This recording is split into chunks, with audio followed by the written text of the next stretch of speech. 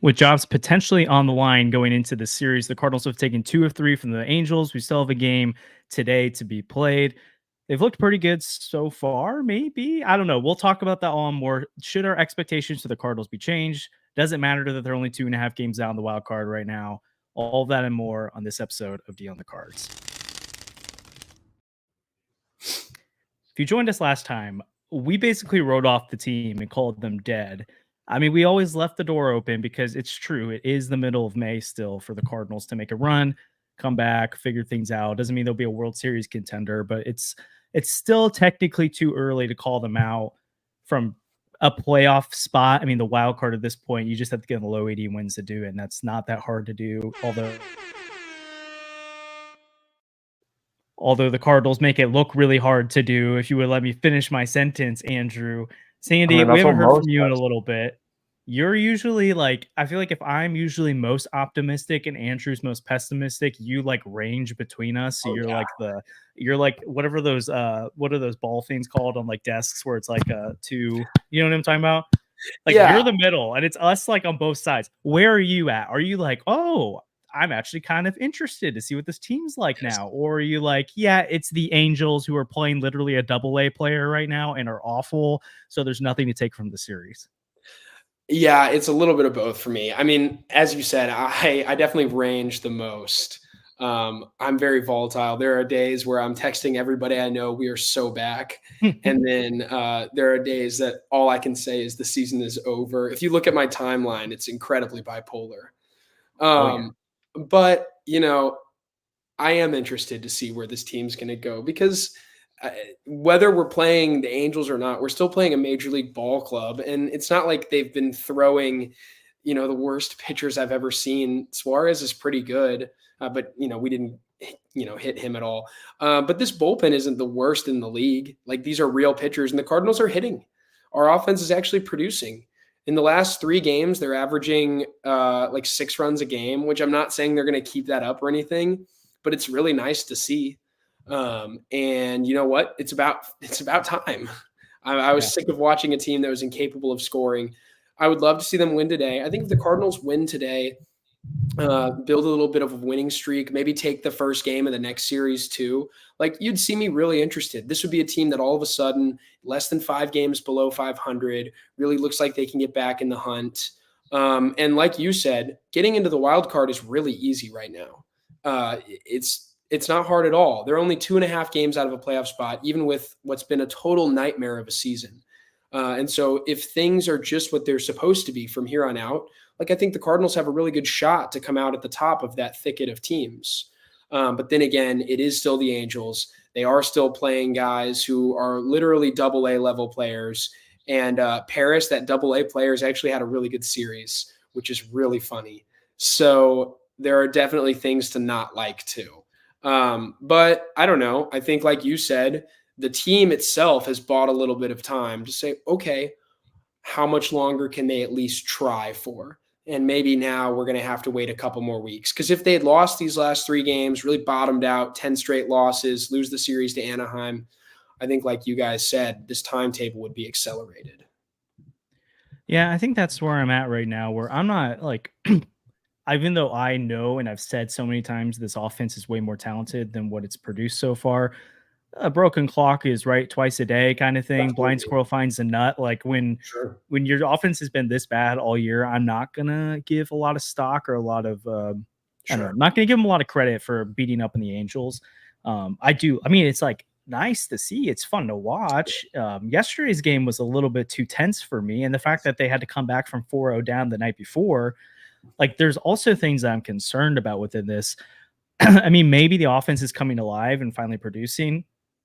And if it is, which is a big if at this point, and the pitching and defense continue, except the pitching lately has not been good. So that's a little like that one I'm getting kind of concerned about, but I also understand when your offense has been as dormant as it's been for so long, it's hard for the pitching just to continue to put up zeros. But that's something worth watching. Sonny Gray's last 3 starts, not good. Kyle Gibson has been pretty steady. Lance Lynn just still can't get deep in the game. Steven Matz is on the IL for a while. And Matthew Liberatore is not really a starter, in my opinion, right now.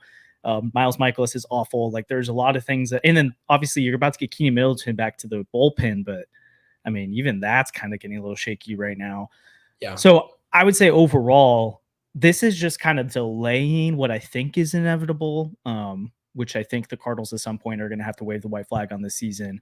But they don't have to do it at the second, and they can kind of go into the home stretch where they face Boston, Baltimore, and one other contender at home before they face Chicago. Okay. I can't remember. I had to look at the schedule, but it's a really tough schedule coming up here. And I think this is where we're going to see, like, is this team going to get beaten down and be 12 games out of first place by the end of the stretch? Or can they even play 500 baseball and kind of tread the water against good teams? I don't know. Andrew, you're in Anaheim or you're in LA. I don't even know. What is it? Like, I love Chip Carey. I'm in LA right broadcast, but it's called it like 8 places. Where are you at? I'm in LA right now. I'll be taking the train to Anaheim in just right after the stream. I'll be there. If anyone who's watching the stream happens to be in Anaheim, we'll be at the game tonight. Then you come say hi. Probably like 10 people that are going to go in total. So I don't think anyone's actually watching the stream, but yeah, boots on the ground. I'm really excited. But I think we've failed to get how many sweeps? Like how many times have we won the first 2 games of a series this season and then just dropped the third game? It's been frustrating, right? And what do we say about the Angels before 2022, right? They have no pitching to surround a pretty decent lineup, right? They've always put together good offenses, but right now Mike Trout's out. Anthony Rendon is hurt.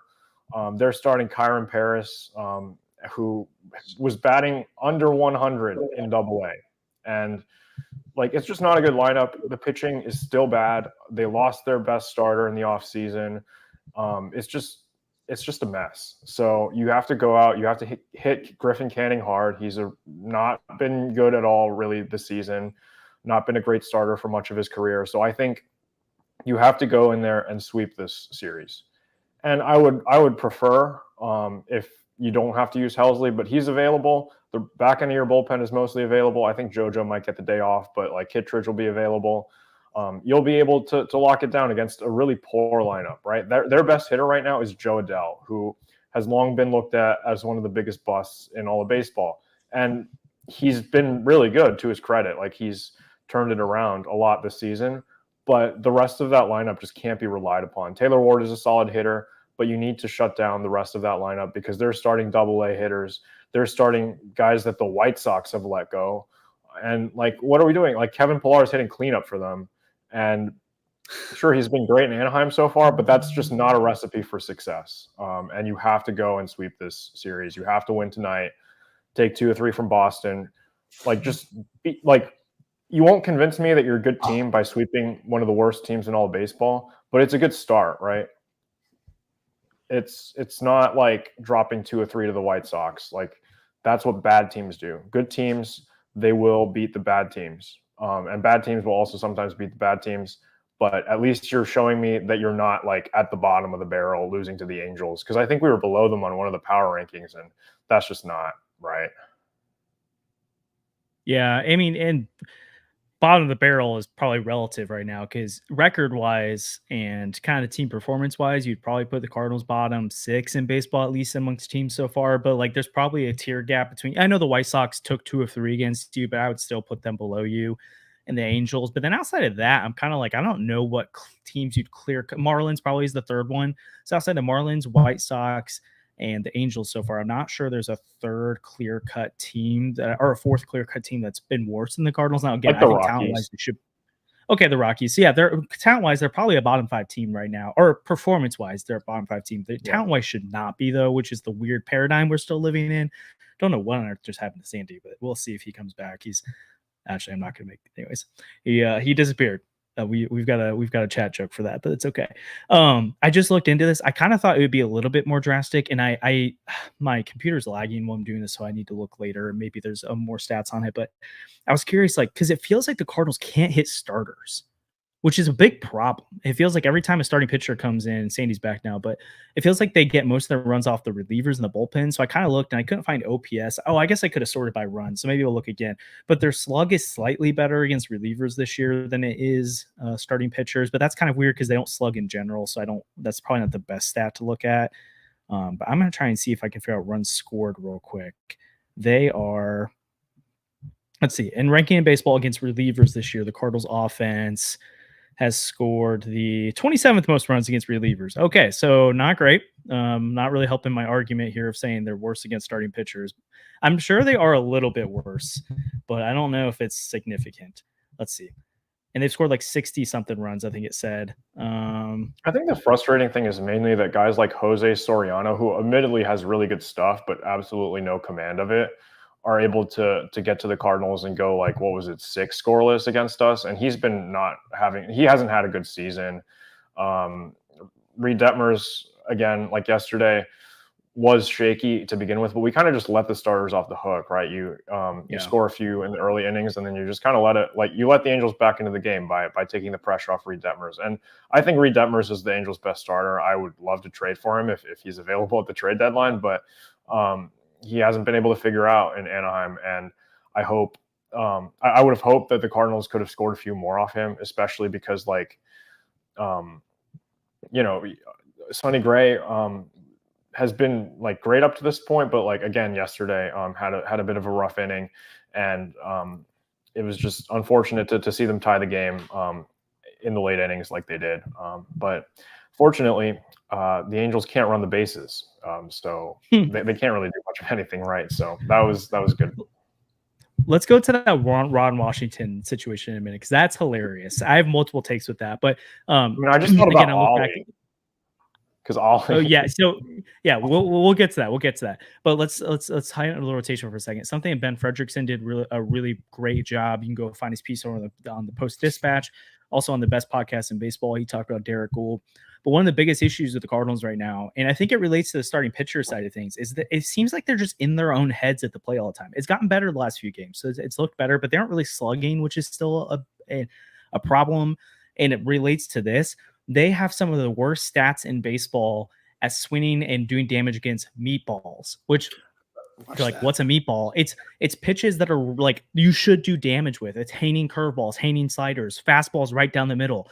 They aren't swinging at them. And then when they're swinging at them, they're grounding them they're hitting ground balls, not doing damage. That is a huge problem, because if you just do damage against the pitches that you should do damage against, where it's like, hey, even the White Sox do damage on these, like the worst hitter in baseball should do damage against this. When your best hitters aren't doing that, it's a recipe for failure. And so I think that until they can prove to me that there's a big problem to me right now to believe that they can turn it around without some kind of long stretch of offensive performance where but they fooled us last year in May. They had an 8-game losing streak going into May. So very similar to this. On May 7th, they snapped an 8-game losing streak against the Detroit Tigers.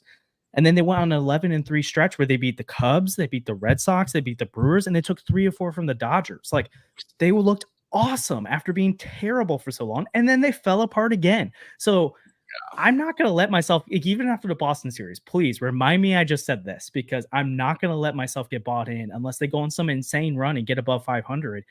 I'm not going to buy into the offense again until they put it up for like 3 weeks straight. And it's like, okay, like they've proven they're out of their own heads, because it kind of feels like, hey, it's going well right now, but they could go against Boston this weekend and they have great pitching. And if they get shut down, they're going to be right into the same mental hurdles again. So I still have a big problem in my head trying to believe in this team again. And partially because I kind of worry that if they just scrape by and are 82 wins and kind of could be in the playoff mix, that they're not going to make some moves that could really help set them up for 2025 and beyond. Kind of like they convinced themselves last offseason. And I agreed with it, that you can compete in 2024.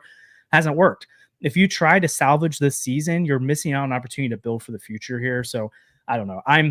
Overall, this series so far, I'm kind of like, I can only learn bad things, in my opinion. The only thing I can learn is things that are going to make me more frustrated with this team. They need to win 2 or 3. They did it. They should sweep. Hopefully they do today. I start learning things in the Boston series. But even then, I'm not going to be fully on the train again until they give us a sustained reason to do so. Sandy, are you like, is that where you're at with it? Or are you quicker to maybe to get more optimistic with them? Yeah, I'm there too. I mean, I do want to see how it looks against the team that's not Anaheim. The Cardinals definitely got a lot of help last night, and we'll talk about that. Um, but I think you're right. The thing that matters here is they've won the games, like the results are finally there, and hopefully that just continues. If the Cardinals can take 2 or 3 against Boston, you're right. I'll start considering, well, maybe. Um, but I don't know. I just think the nice thing is like the Cardinals are in a spot where we're definitely in a holding pattern. And these people that are saying they need to fire somebody or they need to start selling off pieces, like they can't really do that yet. Yeah. The market's not going to develop until much closer to the trade deadline. And so the Cardinals have 2 months to keep trying this. So it's going to be what it's going to be over that time.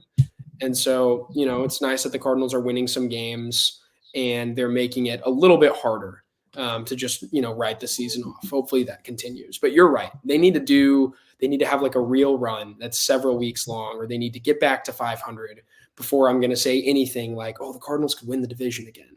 I'm not even thinking about that right now. Yeah. And to be fair, they are 2.5 games out of the wild card right now. So like that's how bad the National League is right now.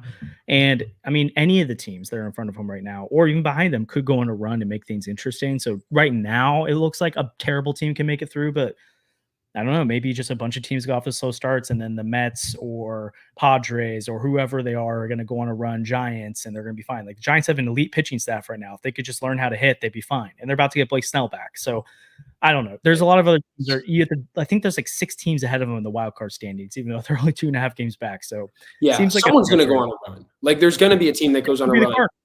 I say why not the Cardinals? Like that's kind of the way I look at it, because the Cardinals are every bit as talented as these other teams that have had nightmare seasons too.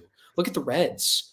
No one's talked about how terrible and embarrassing the Reds have been. They have the same record as the Cardinals. Yeah, agreed. And I'm seeing some comments in chat. I've seen this a lot too. And then we should go to the Ron Washington stuff that the Cardinals over rely on analytics. First of all, analytics is information. Like batting average is an analytic. Runs scored is an analytic. Like I don't like when people are like, oh, analytics are the problems. Like analytics have been in the game since the game was invented. Now, the advanced analytics and all the stuff that we don't understand, part of it, I think, is just baseball has not done a good job of helping inform fans how to understand these advanced stats. Even when you try to get into it and you're like, spend some time with it, it can be kind of weird. And some of them are obscure. I get that. But the Cardinals are actually one of the teams that seems to be the most behind in that category. Yeah. And so like they had until this past season, like literally this season, they had one of the thinnest coaching staffs in baseball. A lot of coaching staffs had multiple experts on the staff that were supposed to handle and filter the data for their players. They were relying on a very small team to do that. There's been some rumors and talk about how the Cardinals are kind of reluctant to use some of the industry resources that most MLB teams use. I'm using one right now the MLB teams use, and apparently the Cardinals don't want to use, called True Media. There's a lot of weird stuff like that where it's like more often than not, it seems like the Cardinals are not anti-analytics, but they at least use them. So maybe maybe the point is here is that maybe they're saying, hey, their over-reliance on analytics is a problem, when actually it's just that they don't use it well is probably the better way to say it. But I don't like when people say the Cardinals are like, this proves that analytics aren't the way, because every team, all the successful teams in baseball use analytics and they use it better than the Cardinals do. Not use it better as in they use the eye test more. They probably do that, but they aren't like anti-analytics like the Cardinals. I don't want to say they're anti-analytics, but they're definitely not as developed as other teams in that. So anyway, let's talk about someone though who is a little bit old school, and it's Ron Washington. I don't know if either of you guys have a strong opinion to lead off with that, but Andrew, do you want to kind of tell us a little bit about the situation from last night and what unraveled? Because it's gold. I like Ron Washington. He gave us a good chance with Nelson Cruz in right field. Like I'll always thank him for that. Thanks, Ron. Thanks, Ron. Thanks, Ron. Yeah. So, I mean, Guillorme should have bunted. Like he should have made contact with that baseball. He shouldn't have pulled back the swing, especially when Neto was already booking it for home. But like, I don't know how I feel about bases loaded. Right, so the bases were loaded. Squeeze. Suicide squeeze with 1 out with the bases loaded. The Angels are down by 1 run. Guillorme tries to lay down a bunt and he just pulls it back because it's a ball. Yeah, and a couple things to that too. JoJo has been pretty erratic going up to that point too, so he wasn't really throwing strikes. So it's kind of a weird decision to call for a suicide squeeze. And then I mean, it's pretty far outside the zone. That's a tough ball to bunt, but sorry. I mean, he was I feel like the barrel was pretty close to the bat. In worst case scenario, just foul it off, right? Because it's not 2 strikes, not going to get an out on that. And then, like, I don't know. I don't get why people get mad when managers hold their players accountable, but I also feel like this was a step too far in the wrong direction, because he didn't hold any accountability at all for his decision and was like, oh, it was entirely his fault. I made the right decision. And I was like, well, not really, right? Because, like, if you there's a very good chance that Guillorme could pop the bunt out, and then you pop into a double play. The bases are loaded. All you have to do is not hit a weak ground ball, and then you're going to be fine. Like, if you hit the ball in the air, it's going to be a tie game. And he had righties off the bench that he could have gone to. So I don't know why he didn't, but it's fun. I like the running game. The Angels are just bad at fundamental baseball, and I think Ron Washington's someone who preaches the importance of the fundamentals, and he is in an organization that really is just a complete mess and doesn't do the little things right at all. So I don't know. It's probably just the wrong fit, honestly.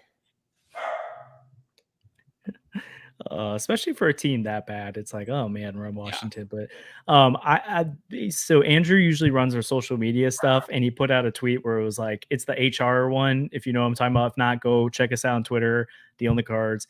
He's like, when Ron Washington calls out a player, everyone's like, oh, we love Ron Washington. But which also I don't think it's totally true this time. Like, afterwards, seems like a lot of people got mad at Ron Washington, but I still like the meme. And then it's like, whenever Ollie Marmol calls out Tyler O'Neill, everyone wants to freak out and call him the worst manager of all time. So I also, like, people on Twitter. So I agree, Ron Washington handled that poorly, but I also agree that it's like another sign to me of, like, if this was Ollie Marmol, everyone would be losing it right now.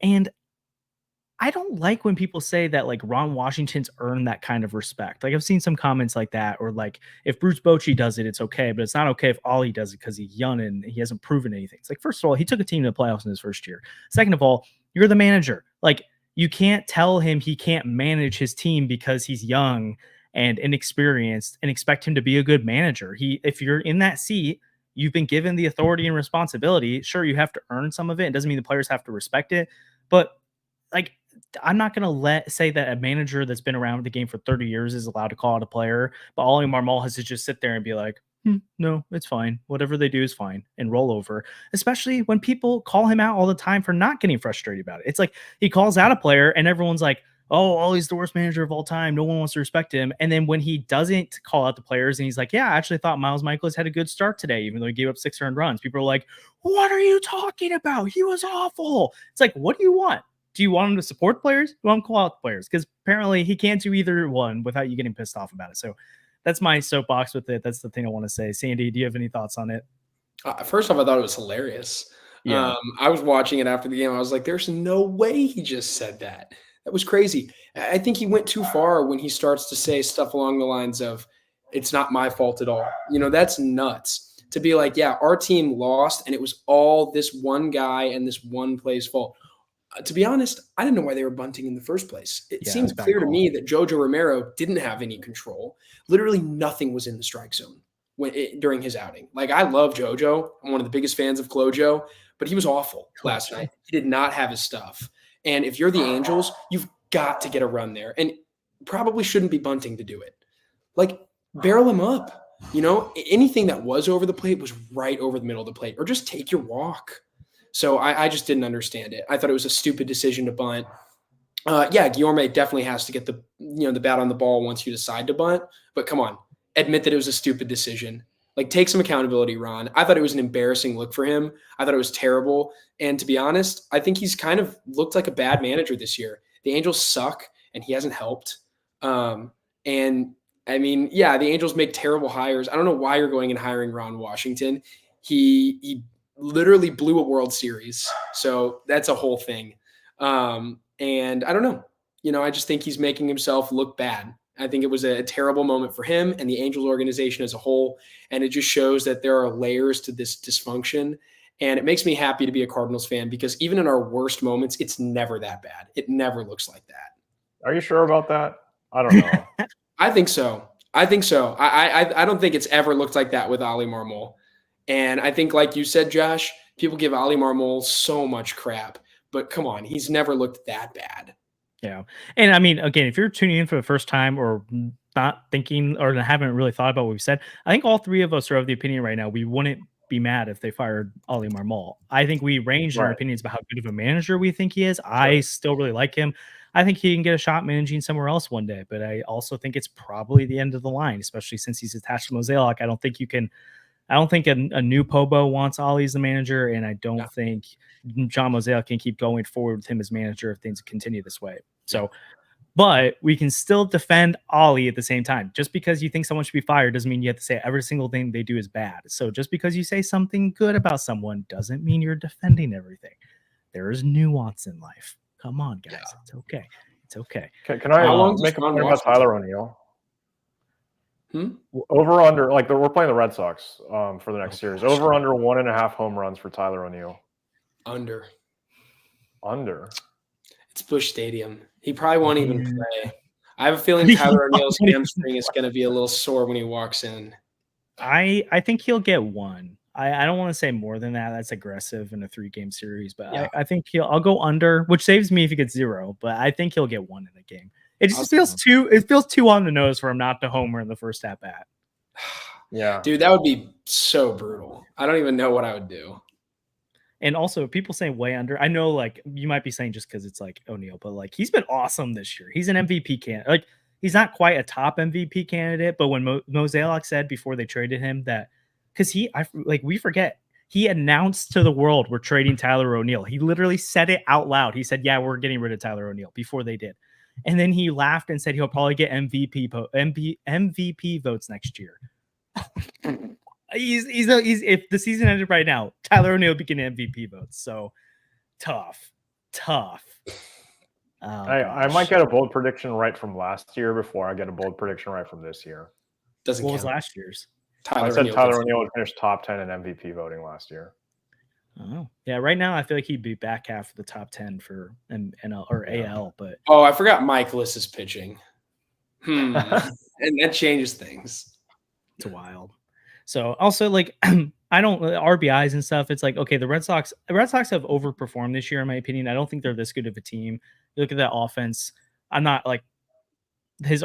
O'Neill's RBI count, I don't think is that he can't hit runners in scoring position. It's just feasting when the bases are empty. But anyways, and he is struggling a little bit lately. So it's 30 games of a season. Like, calm down. But it is funny though. It's hilarious. So I do think though, like, so we got this Boston series coming up. It's a big deal. We kind of brushed on in the open, but I think it's worth us kind of addressing at least a little bit. What's our concern level right now? I mean, we've talked about the offense at nauseum, so we could talk about that a little bit, but like specifically this pitching staff right now. Again, I think it's mostly overperformed this year. You look at Sonny Gray, which his ERA is in the 3s now, so like it's regressed, but he's still been good. But the last 3 starts, not good. Kyle Gibson's definitely been better than we thought. He's been a quality starts machine, goes 6 innings every start. Sub 4 ERA has just that one bad inning in Miami. He probably has a sub 3 ERA without that. And then Lance Lynn, I would say it's been shakier as of late, and he isn't going deep in the games, which is kind of a problem, but still a sub 4 ERA, which you would like to see. But then you look at Steven Matz and you look at Miles Michaelis and all that kind of stuff. I guess not even Steven Matz right now. It's either Matthew Liberatore or maybe Zach Thompson comes up or Andre Ponte, whatever it is. Even if this offense is getting on track, Sandy, do you have enough confidence in this rotation right now to keep, and we'll get to the bullpen in a second, but do you have enough confidence in this rotation to keep things steady? Or are you worried that by this time the offense is going to get firing, that this rotation might not have it in them anymore? That's a really hard question because I've been kind of beating the drum of this rotation is overperformed. We kind of went through that a couple episodes ago on here. Yeah. So I do think there's something to be saying here. Like, things have looked worse lately. Sonny Gray is not just a guaranteed win right now. Kyle Gibson, like you said, has been really good. I think he's going to be similar to this. Like, I think this is kind of who Kyle Gibson is as a pitcher, like quality starts machine. The ERA might get a little higher, but the actual results I don't think will. because I think him doing 6-2 is not very different than him doing 6-3. Yeah. Like if the offense is moving, it's the same. Lynn, I think what we're seeing right now is kind of where I would have projected him to be his middle of the road projection. I think he was overachieving a little bit earlier, might be underachieving a bit now, only giving you 5 or 4 2/3 last few times. I'd like to see him get deeper into these games. But like you said, like, man, it's really hit the fan with Michaelis and Matz. Like Michaelis just unplayable right now. And Matz was awful and is hurt. And who knows when he's coming back. I haven't even heard anything about him. So I think you're right that you got to be worried. But at the same time, if the offense can actually bail people out, I think we're going to be okay, because I think the Cardinals just have to win like 51% of their games, or like 53% of their games or something like that moving forward. Like you just barely have to get over 500 if you want to compete in this wild card. And I think if the Cardinals are 500 or a couple games over, maybe even 1 or 2 under at the deadline, like they're probably acquiring a starter. So I think you can count on that too, and saying it should get better if the offense proves that they can actually be legit. So I'm not that worried. I think it's going to be okay. I think the Cardinals will continue to have reasonable chances to win 65 to 70% of their games, hopefully a little more. And that's how it's felt this year. Like how many games do we actually feel like, yeah, the pitching staff really let them down? Very, very few until right now, Yeah, I'm going to do the math here, but I think part of the problem though is, like you said, like they need to be a little bit above 500. That's where they need to finish. They need to also make up the games that they are below 500 right now too. They're 42 games into the season, so 162 minus 42 obviously is 120. And then how many wins are they at right now? 18. Yeah. So they need to get to 80, let's say 83 wins to make the playoffs, right? Yeah, Let's sure. say that. So 120 minus 83 would be 37. Wait, I'm doing my math weird. I'm gonna do my math. I didn't figure it out, but they need to like go on a pretty decent stretch the rest of the way to make up that ground and get to that point, which I'm not saying is impossible, but I think it will require this offense to continue to get back to what we think it can be, which even for the run score they put up like 2 games ago when they had that big inning, it was almost single hit by pitch walk. Like you can't win games consistently. Someone in the chat put they need to go 67 to 50 rest of the way to get to 83 wins. I have 65. 65 okay, so to 63. That gets him to 85. So 65 and 52, what's that on the season? No, 65 and 55. It's a 54 winning percentage. Okay, so that's not horrible, but it's also not easy to do that. No, it's not easy. So that's going to require this offense to put up runs, and they need to slug. Like you cannot win games in this league right now when you only get hit by pitch and single. Like that is, you want that in your game, but you cannot only win that way.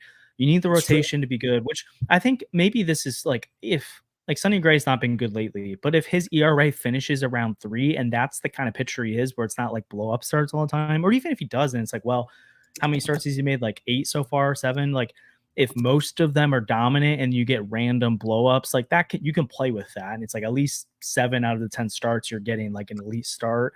If Gibson and Lincoln handle hold it, but I think the problem is like this 4th and 5th starter spot continue to be a black hole all year. That's going to hurt the bullpen. I don't know if you can last till July, putting that much pressure on them. I think you really need at least a 4th arm to emerge and be kind of capable. Like Michaelis kind of eats innings right now, but sometimes hasn't done that lately. But you need at least some quality from those innings. You can't give up 6 and 7 earned runs and all those. So I'm definitely concerned, but I do think like if they add at the deadline, that helps increase the chances. And that's kind of been their model in 2021, 2022, 2019. Like they get to the deadline, they're kind of at slightly above 500. They add a few arms, they go on a run. And so that could be the way they do it again. Again, I'm not. If you told me to pick today, the Cardinals are making the playoffs or not, I'm going to tell you they're not making the playoffs and they're going to sell at the deadline. Sure. But the range of possibilities is there still. Andrew, how concerned are you about the rotation right now? I mean, the rotation hasn't been the problem. It's kept us in games for the most part. I'm not worried about blow-up starts. Lynn and Gibson, for the most part, their track record is they give up 3 runs, they go 6 or 7 innings, and that's fine.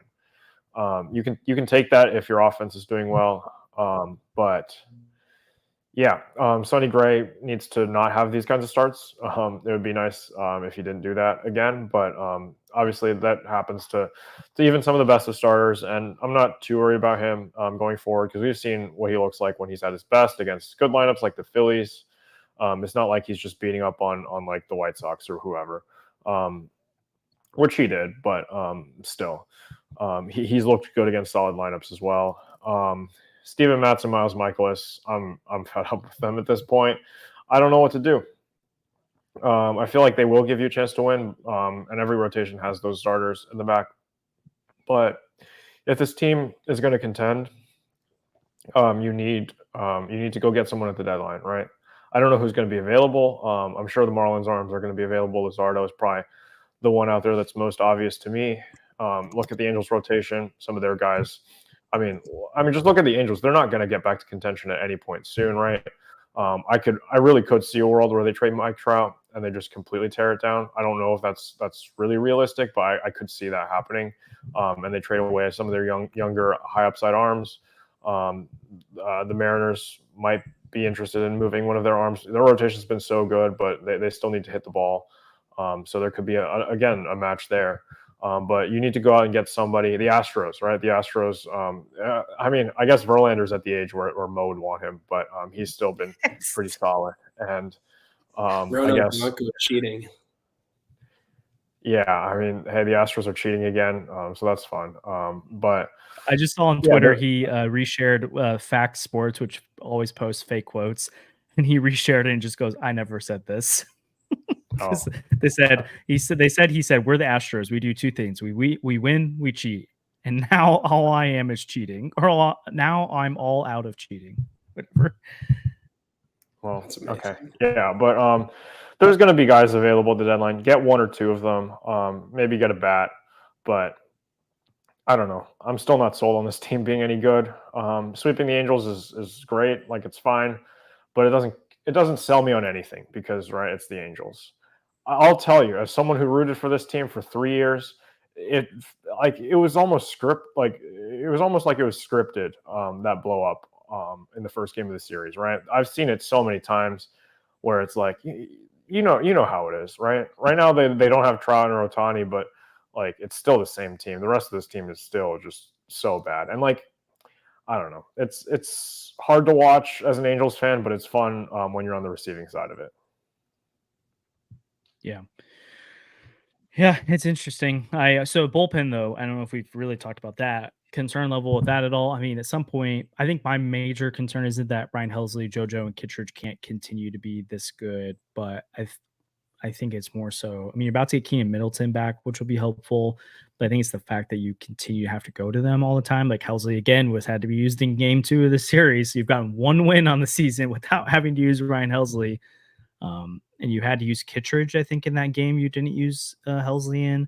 So you're consistently going to that bullpen in ways that I don't think is sustainable. How concerned are we about the bullpen? Like you said, I hate that I see them go to them basically every time we have a lead. But if you're Ollie right now, you can't not. If I'm Ollie, every single lead the Cardinals have is like a precious gift. And you just have to preserve it, and you just have to hope that they can win. And so what does that mean? It means going to your big arms. But like you said, it is unsustainable. They're doing it a lot. And if Helsley doesn't pitch, the Cardinals don't win. So it is a little scary. I'm also concerned about some of these middle relievers. I think they're overperforming. Take a look at John King. That dude has an ERA of 2.3. That's not real. I think he gave up a run the other night and it jumped up. But we know John King is not that good. And yet here I'm pulling up some of the stats, but King's ERA is super low. Liberatore had a really low ERA when he was still. Breaking news. St. Louis Post-Dispatch reports that Joe Buck is going to call a game with Chip Carey against the Cubs in a couple weeks. So Joe Buck will be on the Cardinals broadcast. #the return, May 24th. Chip Carey, Joe Buck calling the Cardinal Cubs game. That's pretty cool. So more important than John King like talking. DFA Crawford or something. I was so excited. No, this is more important. Crawford. Joe Buck, come back. That's so fun. But John King has an ERA of 3.38 and a FIP of 2.76. John King has a sub-4 ERA. That's worth the passing button. Sub-3.5. He's got a 1.25 ERA plus. He's got a sub-3 FIP. He's been unlucky. I'm not believing still. I'm not. But no, I'm not at all. Good for John King. It looks bad. That's what I'm saying, though. Like, this bullpen, some of the middle arms are like... You guys are doing what I call the Imanaga maneuver, and I like it. It's shockingly effective, and I just worry about what it's going to look like if some of that starts to blow up. Like, we saw Giovanni Gallegos fall apart. If they have another reliever or two in this kind of, low leverage group, forget how to pitch, things get a lot thinner. Even though Middleton's coming back, which is really nice, like, they've been going to John King and Nick Robertson and Ryan Fernandez kind of a lot too. Sorry, the chat cares way more about the Chip Carey and Joe Buck news than John King right now. So that's fair. All right, I'm done. Just use the pass. You guys always complain about me abusing the passing button, but I think you've pressed it more times in the last 3 minutes than I have in the last month. Oh, but mine was about real news. Yours will be like, I got Jordan Montgomery signing. That's true. That was one time, and then there's other times where you're like, Jose Fermin struck out. And it's like, oh, thanks. I appreciate that one. So. Yeah, I wasn't just following along. Okay, but Ryan Fernandez. I think he's good, but is Ryan Fernandez a 1.62 ERA plus with a high strikeout rate and a low whip good? Is Nick Robertson this good? Here, Nick Robertson's stats this year, 1.17 ERA in now 8 innings of work. I'm just a little concerned that if some of these middle arms start to regress a little bit, that's 3 guys right there that have shockingly low ERAs. Everyone on the Cardinals, everyone in the bullpen has been amazing this year. And if any of them take a step back, there's not a lot of room for error there, especially with how the offense and now the rotation have been. What if John King takes a step forward? Because as his FIP indicates. Okay.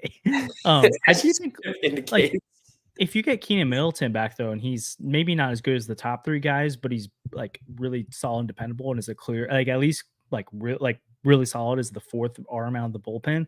That's half your bullpen that you can rely on at least, which some teams can't even say 2 arms. Like last year, the Cardinals can never say more than 2 arms, which is improvement.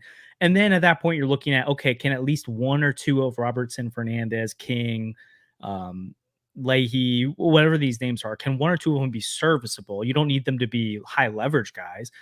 Then if you can get 5, 6 arms in your bullpen that you're like, okay, if they go to them, we're not mop up duty.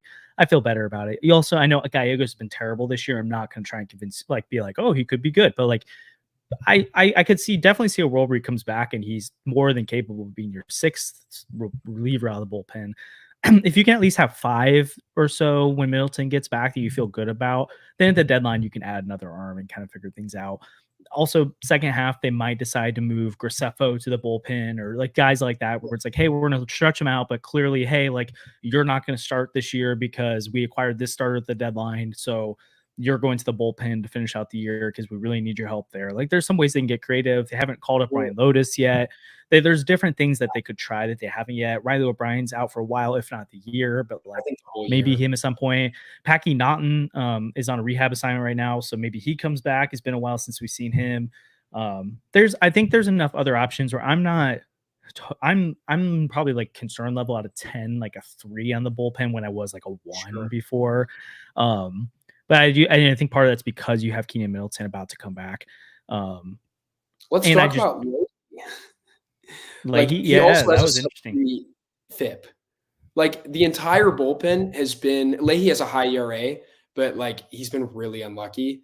All I'm saying is the only reason I'm concerned is not actually how the bullpen's performed, because the bullpen has been amazing and all of the underlying metrics say that they will keep being amazing. Literally everybody's StatCast is just red.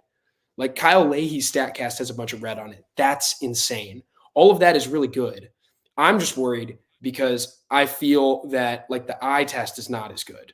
When I look at some of these guys and I'm like, I don't believe that Kyle Leahy is going to have a 2.76 FIP at the end of the year. I don't believe that John King is going to keep being this effective. He's generating ground balls at like the highest rate of anybody in baseball if you go back to when they acquired him last year. He literally has like a 75% ground ball rate, which is unbelievable. All these guys, Robinson, Fernandez, they're just like super good finds and they're all good. But like, I'm just worried that there's no margin for error, because even with what honestly might be a top 3 bullpen in baseball so far this year and the best closer in the league outside of Mason Miller, who's been unbelievable. But like Helsley is the second best closer in all of baseball. The Cardinals are still 6 games under 500. I mean, I was looking at the stats last night. We have only blown 1 lead after the 7th inning this year. That's something that you couldn't say about the Cardinals last 5 years. They did it all the time. Like the bullpen was just awful. Every single year it was frustrating. And this year it's locked down. But even with that, we suck. And so I'm like, if that falters at all, I don't know where we make that up. So that's the only reason I'm worried. As for actual performance, I'm a 1 out of 10. The bullpen's incredible. Yeah, that's fair. I do think so. We've gone on for a while, so there's a couple of listener questions. Again, if you're watching right now, we really appreciate it. If you're your first time tuning in, you've tuned in for a while and you're liking the channel, we'd love if you subscribe. We've been talking about this really cool video we've been working on, but it's like actually coming out hopefully during the Red Sox series, if not slightly after. It's really cool. So I'm excited for that. Andrew's been working really hard on that. We also, again, we go live twice a week to talk about Cardinal stuff. So stay tuned in, stay plugged in with us, subscribe, like if you're watching right now as well. That's helped us out a ton. And let us know in the chat how you're feeling. What's your concern level? We just got done talking about the bullpen. Actually, sorry, let me scratch that. We're about to move into a new topic. I want you to let me know. Let's say a scenario, Sandy, where the Cardinals are like, they're not truly in the playoff race, but they can convince themselves, and not like weirdly convince themselves, but like it's like, okay, if we don't sell here, we could potentially make the playoffs. It's like 2018 or 2017 where they were like a couple games below 500, but they were only like 5 games out of the NL Central. And so instead of selling, they made the Tyler O'Neill trade for Marcus Gonzalez for Tyler O'Neill, and they didn't buy or sell, and they kind of stood pat, and then they barely missed the playoffs. If they're in the race at all, and it's like, hey, 20% chance to make playoffs, 30% chance, it's not like impossible, but it's also not highly likely. Is it better, chat, let us know, is it better that they stay in the race and they try to make the playoffs and they make the most of what could be a talented roster, at least in the offensive side of things, and overperforming pitching so far? Or is it better to just kind of take the L and retool for the future? Chat, let us know if it's better to retool if they're like kind of in the race and just wave the white flag, even though there's an outside chance to make the playoffs, or let us know if they should go for it. Sandy, what do you think? Yeah, I like what Duffster said. I think I'm 50-50 as well. It kind of depends like the manner in which they do it, right? So if we're talking about, let's say the Cardinals are a couple games back and they go out and they acquire like a legit starter. Like let's say the Diamondbacks fall out of the race and Jordan Montgomery becomes available. Okay. Yeah. Like, I'm much more interested in that now. And if I'm the Cardinals, I would start to consider making that kind of move. How about let's say they're like right now, they're 2.5 games out of the wild card, but it doesn't look good. Like the team just does not look good. Do you buy because you're still technically in the race and you could make it because the playoff race is so bad? Or do you sell at that point being like, I know we're within reach, but we're not a good team? Yeah, I think I would rather see him just try, to be honest. I think the Cardinals have a really good offense. I also think that if you try and it doesn't work out, I don't think you're losing that much value between now and the offseason. Like Nolan Arenado, probably really hard to move at the deadline. Yeah. Goldschmidt isn't carrying anything. It might be a bummer to not capitalize on Kittredge, Gibson, and Lynn. Like I would have to consider that lost value. And obviously there's Helsley, but you could still move Helsley over the offseason. He's still going to be very valuable. I really wonder what kind of packages people put together at the deadline. Like if it comes out later that the Cardinals declined a package with 3 top 100 prospects for a combination of Helsley and somebody else, like I'd be really upset. But if the offers aren't great, and we've seen the Cardinals just get terrible offers from teams in recent years. Yeah. Like the A's decide that they want the moon from the Cardinals, and then they go take literal garbage from the Braves. So it's like if that happens, okay, I don't want to see them make those moves. So try. And if you're not going to sell, then go for it. Yeah. Like I think the only reason I'd be upset about the Cardinals not selling is if, well, there's two reasons. If A, they're like so far out of the race and they decide not to sell, and it's like even we know they're not making the playoffs. So if they're 10 games out, like that's stupid. Yeah. The other reason is if they are like, like you're saying, quasi out, and then they get great offers. And if they blow those off, like I'd be upset if it emerges later. But I'd rather see them go for it than not. I want to see the Cardinals win. Selling sucks. Yeah. Like I hated watching baseball last August, September, and I only watched it so that I could talk about it on here. Like that was the only reason I was turning the games on. Yeah. So I don't want to do that. I'm going to watch the games either way, but I'd rather have a team on the field that's like trying to win. Yeah. I think well, first of all, there's a chat that says Gray and Helsley for Jackson Holiday. I actually thought about that recently where I was like, I know both sides say no, but who says no quicker? And I think it's definitely the Orioles. I mean, I know it's just a 1 for 2, but too good. Yeah. And I know he's just a prospect, but you wouldn't do that. But it is like, well, you're getting an ace and a top line closer for one prospect. Like usually you have to give up a package of prospects for either guy. So it is like interesting in theory to think about, but there's no way it would ever happen.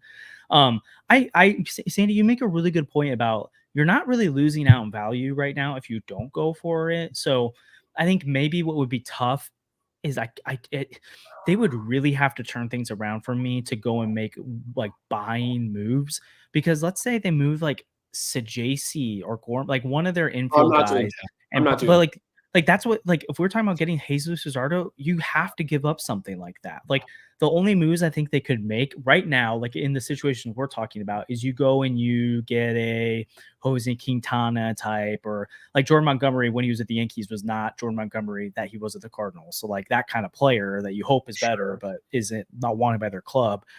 Like someone just said packaging Walker for Scruple, like no way the Tigers do that. And also, I don't think that makes sense for the Cardinals to do either. So I don't, it's hard because I don't think they can buy. But then to your point, like Helsley's still going to be there in the offseason. So maybe you get a little bit less, but he's still valuable in the offseason. And maybe you turn him into a starter in 2025, just saying. Nolan Arenado, you still have under contract. You can trade him later. It's probably actually easier to pull off a deal in the offseason than at the deadline. I think so too. At this rate, Goldschmidt's going to have like no value. So you're not really losing there. Sure, you're losing on Kittredge, but again, not the worst thing in the world. And then also you've got the whole Gibson Lynn thing, but both of them have team options for next year, which makes them even more valuable on the trade market than I think people have talked about. Is that it's like, Gibson, hey, really if Gibson's been great, it's like, oh, we have a $12 million club option that's super affordable. We could pick it up or decline it. Like they have the option there.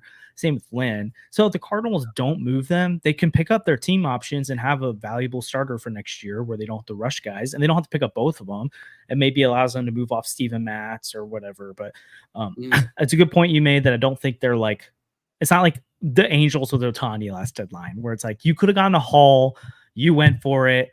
Oh my gosh, actually that would be the perfect comp for what not to do the Cardinals, where it's like the Angels are in it and then they bought hard trying to win it with last second with Ohtani when really they probably could have sold and it would have made more sense. And then they fell out. Yeah, they fell in the playoff race. They lost all their guys for nothing. It was so dumb. So you cannot go that level, but also anyways, but you don't have a guy like Ohtani that you should be selling right now. You can maybe argue Helsley's value is at its highest that you could do right now, but I think it's a good point. It'll be interesting though. It's hard as a team like the Cardinals to say, hey, we're just going to sell even though we have a chance to make it. And then a lot of those decisions for selling can be done in the offseason, and also for fans who don't want to see John Mozeliak making all these decisions. Again, it's a little bit easier to give a clean slate to Chaim Bloom or whoever it is in the offseason than to make all these changes at the deadline. Because even if John Mozeliak's out, like I think it's going to take a disaster. Like it looked like it was happening this weekend for him to leave midseason. And then even if it's for sure that he's leaving at the end of the season, I think he'll probably handle the deadline at this rate. So do you want him making those decisions if you're a fan right now? Would you rather have Chaim Bloom make those? So maybe you wait till the offseason. I don't know. And also like firing Ollie right now, it's like, what do? You can't, like everyone's like, go trade for Skip or get him. Like you can't get Skip right now. I don't think Yachty's the guy. I mean, Terry Francona, I don't think is coming mid-season. Like maybe you go get. I've heard the Marlins are going to fire him. First game, yeah, but that would be after the season. Oh yeah, so it's like so like I'm talking about right now. Like right now, the best guy you can maybe get Joe Madden, but like is that the guy you want? So, anyways, I think it's an interesting thought exercise and something we're gonna have to keep thinking about as things go over. But I think your point about what the offers are too. Like if someone's offering the moon for Ryan Helsley, it's like sure, probably take it. You probably got to take that. And you can even kind of compete still. Like you could do, like we got JoJo, we got Kittredge, we got Middleton. Like sure, we just hurt our chances, but like our chances are already slim, so might as well help the future. But yeah, if the Orioles called and they were like, here's Colton Cowser and someone else and Ryan O'Hearn, I would be like, okay, like I'll probably trade Helsley. Even if I think the Cardinals have a shot, I'd much rather have 6 years of Colton Cowser and 4 years of Ryan O'Hearn, who seems to be breaking out. Like I would be interested in that kind of deal. So, and the Cardinals, like they could kind of half sell, half buy, and that's not my least favorite thing ever either. Like the Cardinals, if you don't want to miss out on the value, trade Kittredge and Lynn. Lynn might have some value and Kittredge might have something, and you might be able to get like these Robersa level prospects that can come thrive in the Cardinals system. Yeah. Robersa was a guy that nobody was that excited about except for like prospect nerds. And now I feel like a lot of casual fans know his name because he's been really successful in AAA this year. And he's probably the next guy up from an organizational standpoint now. He's jumped a lot of guys in line. Like I would have said that Tink Hence, Gordon Graceffo, all were ahead of him in line. He's ahead of all of them in line. He's next for me. So they can make those kinds of moves, and you could still compete without Kittredge. It would suck. It'd probably be a lot harder, especially because you go to your bullpen so often. But maybe Fernandez steps up. So I don't know. I don't think they have to like sell hard. It just don't be the Angels. That's all. Like don't overpay. If the Cardinals overpay, I'll be mad. You know? Yeah, that'd be bad.